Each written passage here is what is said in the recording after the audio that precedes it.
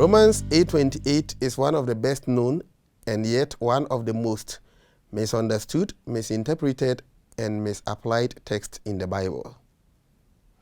In this short video, I explain a few ways in which the text is often taken out of context, and then I will explain how it should be understood and applied.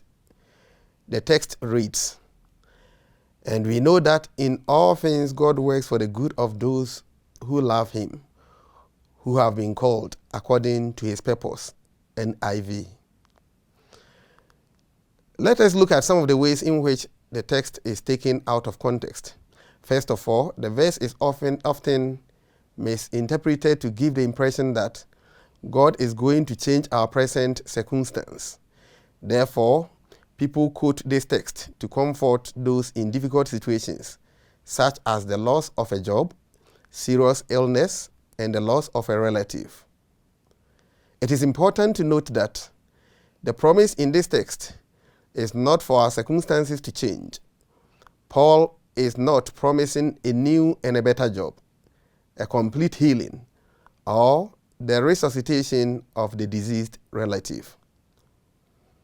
Another way people misinterpret the text is to say that God will make all our dreams come true. I hear people say, "Don't worry, take heart. God has promised that all things will eventually work out so that you can do what you want to do or be what or who you want to be." Prosperity preachers often use this text to promise abundant wealth to their followers when things become tough. Thirdly, Romans 8:28 is often quoted to imply that whatever happens is good. When somebody is suffering and going through a difficult moment, many will be quick to point out that the situation or specific struggle is good. Here we need to be clear that the loss of a job is not good. The agony of suffering is also not good. The hurt of hardship is as well not good. How then should the text be understood? First, God is not promising a change in the believer's situation.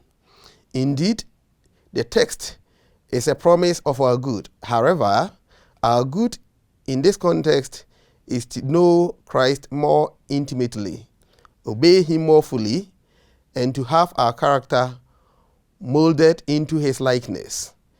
The point becomes clear when we read the next verse, which says, "For those God foreknew, he also predestined to be conformed to the image of his Son, that he might be the firstborn among many brothers and sisters." Verse 29. Instead of seeing this as a promise to receive the final good in this life, the context makes it clear all things that take place will result in a final good when we are glorified in heaven. We can also read verse 30 to find out more about this. Secondly, God works according to his own purpose, not according to our purpose. Therefore, he is not working all circumstances so that our purpose for our lives can be fulfilled. Rather, he is working all circumstances to fulfill his purpose through our lives, and that purpose is to make us Christ-like. Thirdly, Paul's focus in Romans 8:28 is not on isolated events in the believer's life, but on the sum total of all events in the believer's life. He is not saying that each thing by itself is good, but that all things work together for good. Of course, Paul is not saying that I should say it is good if my legs get broken, or if I'm robbed, or if my child dies.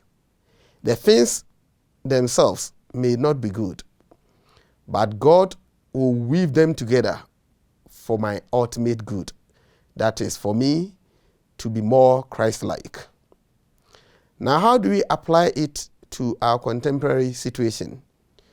To understand and apply Romans 8:28 correctly, one must note that the text is a statement of fact about believers, those who love God and are called according to his purpose.